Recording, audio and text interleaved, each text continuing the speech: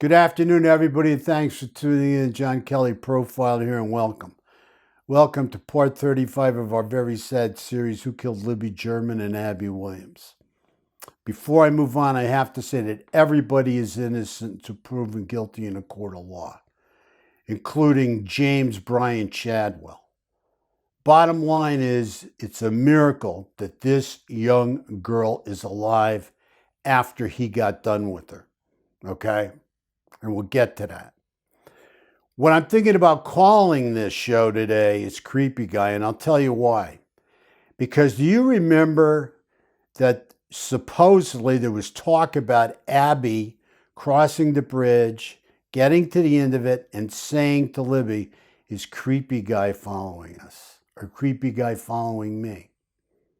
Then supposedly there was conversations had early on where Abby and Libby probably came across Creepy Guy as they were entering the trail or heading down the trail, but before the bridge. So they were aware, it seems, of somebody who they felt was pretty creepy. And I'll tell you what, I think that defines Mr. Chadwell very well. He looks creepy. He's a creepy guy. There's no question about it. He's weird enough. This guy's pretty weird. And if he was out there that day, if he's was out there that day with those girls and he had those ear gauges in, he would have looked even creepier. Okay? But this guy's a strange one. Believe me when I tell you. And he's got to be thoroughly vetted. Law enforcement's got to go over every inch of this guy. They got to crawl all over him. You know, if you take a look at this guy, and I mentioned it in the last vid I did, he's very transient, liked bridges. You know, there's allegations of switching and selling cars. Now, this jumps out at me. When we have a guy, or we're looking at a person of interest, and he is one of our people of interest. I'm sorry, okay? He is a POI as far as we're concerned. When you're looking at this guy and you start to hear about switching cars or selling cars here and there and everywhere, and you know he's transient, it really is important to get those cars and check those cars out. To look in the areas, see if any girls are missing in the areas, if any girls have been raped in the areas. Because lots of times, if these guys are predators, they keep switching cars or selling cars if they can, all while they're transient and traveling. Bottom line is, because in those cars, there's DNA. And that's why they want to get rid of those cars and get those cars out from under their names. What really upsets me with this guy is how he strangled this little girl. You know, we're reading about, blood coming out of her eyes. She was strangled so bad.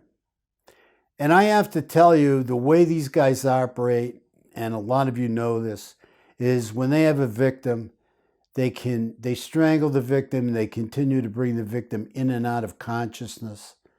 It gives them more power. They feel more power, more in control, where they have the last say, like a godlike presence, that they have the last say over life and death. And I'm just hoping that didn't happen to this little girl, but obviously she was strangled severely for her eyes to, spew out blood like that. The other part about it is, how did the guy get his hands on the girl? Now we're hearing he lured into the house, or lured her close enough to him to take control in some way, because he brought up his dog. And he said, "Would you like to pet my dog?" Now, supposedly, that's the way it went down. I don't know how true that is. We've read that somewhere. Bottom line is that this is not new. These guys use their pets, especially their dogs, as ruses all the time to get young girls into their control zone. And I could just see this guy. Well, would you like to pet my dog? He's a very friendly dog. I knew the dog ended up biting her, too, when she finally got close to the dog or got in the house or whatever. But, it's just the way these guys operate. They have a ruse. They always have a ruse. Other guys, oh, help me find my dog, please. I lost my dog. Can you help me find my dog? He's a really nice dog. They play off the young girl's sympathy for animals. Now, how bad is that? How bad is that for somebody to take advantage of a young girl by using her, and I mean very young, by using her sympathies for animals against her to gain control and to torture and to kill her? I mean, these guys are demons. These guys are demons. Going to what Carter had to say, and it's very important. We cannot forget what was said at the pressers. Carter said he thinks that the real image of Bridge Guy could be somewhere between the first sketch and the second sketch. Okay? He's talked about Bridge Guy being a little of both. Bottom line, take a look at this guy. Again, he's only a person of interest. I'm not saying he's Bridge Guy. He's a person of interest, though. But he does fit in between both of those sketches, as far as I'm concerned. I'd like to hear your feedback on that. The other thing we have to take into consideration, and it's extremely important, is the FBI's profile. Now, the FBI came out and said the person's between 18 and 40. Well, if it happens to be Mr. Chadwell, I mean, he's going to fit like a glove, because I think at the time he would have been around 38, 39 years old. So he would have been between 18 and 40. But here's what grabs me the most. The FBI actually came out and went on the record and said he could look younger than he really is. Believe me, Mr. Chadwell looks a lot younger than his real age. And that impresses me. That impresses me. Okay? That kind of hit coming out of the FBI. And in a way, I'm kind of glad he doesn't show his age. And he's probably going to live to be a ripe old age. But he's going to live to be a ripe old age in prison.